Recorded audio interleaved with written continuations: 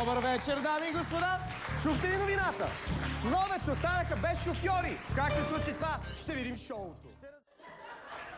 Много нервно, уважаеми дами и господа, ще бъде и в Ловеч. Уважаеми зрители, в Ловеч се оказва, че има най-много шофьори-нарушители от цяла България. Вижте каква потресаваща новина. Взимат 35 000 книжки в Ловеч. Нали знаете, че сега ще взимат книжки за превишена скорост и за всякакви нарушения от камерите и така нататък.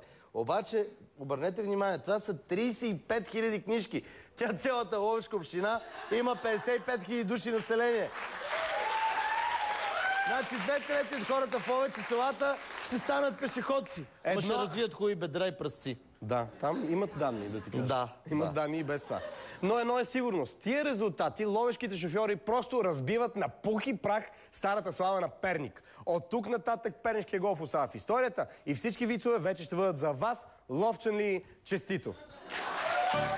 Ето сега веднага давам пример с един стар пернишки виц, правим го за Ловеч. Ловеч е единственото място в света, където могат да те ударят отзад, докато караш насрещното.